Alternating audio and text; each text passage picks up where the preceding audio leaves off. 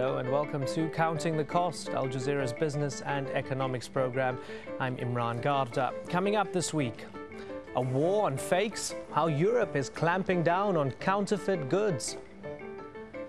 What's on the horizon in the land of the rising sun? We take a look at the prospects for Japan as it elects a new government.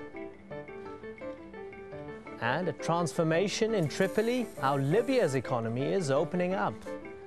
But first, fakes, forgeries, imitations, knockoffs, call them what you will, counterfeit goods are big business.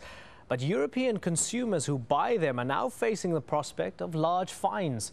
Let's go over to Samar Shihat in our London Broadcast Centre for more. Samar, consumers can't get away with it forever, can they? That's right, Imran. On the streets of London, Paris or any European capital, it's never been hard to pick up counterfeit products, be they electronics, DVDs or copies of brand-name luxury goods. And as the recession hits people's disposable income, such cheap counterfeits seem as popular as ever. But the European Commission is now warning that buyers are helping to fund international organised crime and fines are being handed out. Nadim Baba has been looking into the market for fake goods and the increasing attempts to limit it. A street vendor on the lookout for police as a couple of tourists furtively hand over their cash. Al Jazeera filmed these pictures in Athens, but scenes like this are repeated across Europe every day. Now people returning home with fake goods could be looking at huge fines.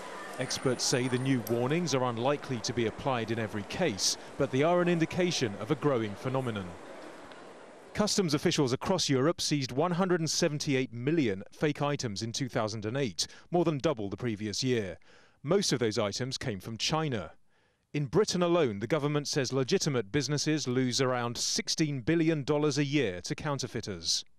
I think it is a very serious problem for them. You know, they spend an absolute fortune on making their products, making them to a certain standard, advertising them in a certain way and making sure that they get to proper places where they want them to be distributed. And then you can go down to the market and buy one for £10 or something that's not very well made and undervalues their brand. One of the most copied brands is Louis Vuitton. The handbags with the famous imprint cost between a few hundred and several $1,000s. LVMH, owner of Louis Vuitton and other luxury brands, saw its profits fall by almost a quarter in the first half of 2009. It's been lobbying hard for bigger fines to be imposed. But outside this store, Al Jazeera did not find much sympathy for the idea of punishing the public. I don't think it's right to fine them because it's their choice, isn't it? It's their choice whether they want to buy expensive stuff or something more accessible. I think that's ridiculous. I think that people should be allowed to wear fakes. They're just, I mean, they're not, it doesn't harm anyone really. I don't think it really matters. I think you can often tell, can't you, fakes? Everybody knows where things are made, so why don't they address the problem instead of being politically correct? We all know where they're made, so do something about it there. High-end brands like this will always find customers in fashionable areas, such as here in London's Knightsbridge. But the fact of the matter remains that for most people, paying $2,000 for a handbag is simply out of the question. For another view, we went to Camden Market, a popular tourist spot, but still somewhere where looking different is, well, normal. It's still a place where people come to buy clothes, make them look different.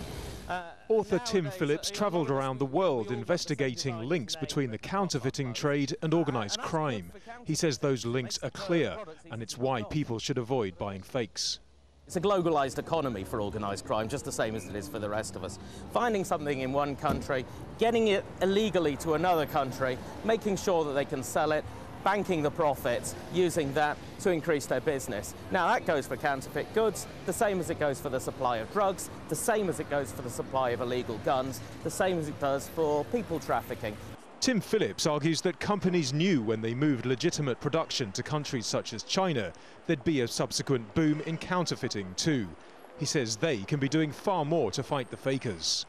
The luxury goods firms think that it's something that the police should be sorting out. Well, no, they've got to get involved. And if that means, for example, they have to move some of their production away from areas of high counterfeiting, it means that they have to adjust their prices to stop people buying the counterfeits. They've got to now make those decisions, or else the next generation of their CEOs in 20, 30 years' time are going to look back and say, what were these guys thinking? For many people, the idea of buying fake designer goods is a matter of choice. Firms and governments around the world say it's playing into the hands of criminals. But as people across Europe feel the pinch, it seems many still think that's a price worth paying. Nadim Baba, Al Jazeera, London. We'd like to know what you think about buying fake products. Is it a victimless crime? Please go to aljazeera.net/English and click on the left-hand side for the Your Views section. Now, here on Counting the Cost, we've been trying to understand the causes of the current recession, as well as prospects for an upturn. So earlier, I spoke to eminent economist Professor Kostas Lapavitsas of the School of Oriental and African Studies at the University of London. He believes the crisis happened because the banks became too big, too powerful and too influential in our economy and our society. Clearly the banks are to blame. They must take a large part of the blame for this. The banks have failed in ways that I will explain in a minute. But it's not just a financial crisis, it's not just banking failure. This has got deeper roots, and these deeper roots have got to do with the transformation of economies, mature economies, in the last couple of decades. Financialization. So lending to individuals for mortgages, lending to individuals for consumption has become big business for banks. But isn't this quite dangerous? It is very dangerous. When we look at real wages for the majority of people in mature societies, there is no trend of systematic, sustained growth in these things. People have been managing and making do and dealing with life, everyday life, with fairly stagnant real wages. Consequently, within that, they've been encouraged to acquire debt to deal with everyday life. So why are people talking about a recovery when you still have so much unemployment? A certain type of recovery is possible, within which there will be high and even gently rising unemployment. A certain kind of recovery is possible whereby the financial system would be stable, but incomes will not be rising, new jobs will not be significantly created. So were some of the policies then pursued by governments faulty? Were they wrong? Were they not good enough?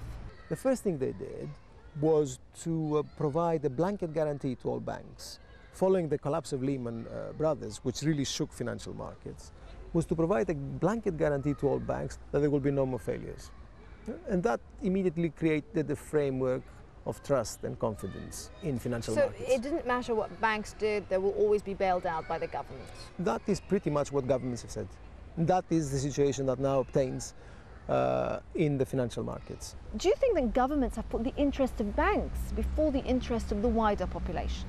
Yes, I think you can say that. I think governments would probably come out and say that we had to rescue the banks in order to prevent generalized collapse. And to a certain extent this is true, of course. However, there were many ways in which banks could have been rescued, and this particular way in which banks have been rescued has been done in such a way that banks have had no incentive to change the way they operate. So do you think then that banks have in effect been strengthened even further?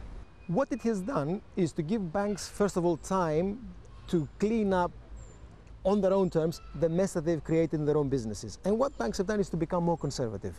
Do you think they've been irresponsible? It was taxpayers' money that saved them. Indeed, but then banks are private businesses, and what the government did is to tell them, resolve the crisis in your own interests. In other words, in the interest of your shareholders and your managers. When do you think we'll see a real recovery that is good for the wider economy and not just the financial sector? It is very difficult to answer that, and I don't really want to put a time to it. What we need, I think, is a rebalancing of the private and the public within the financial sector. What I mean by that is that private banks have manifestly, evidently failed.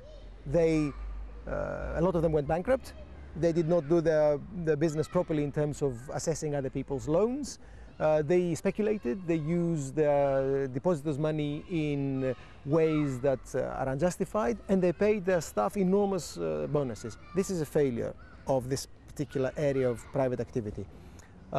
It's time to reconsider how finance is organized, and it's time to reconsider public finance.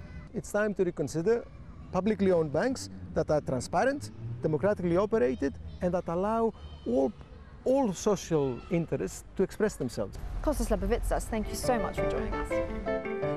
Coming up on Counting the Cost, an historic vote for change in Japan.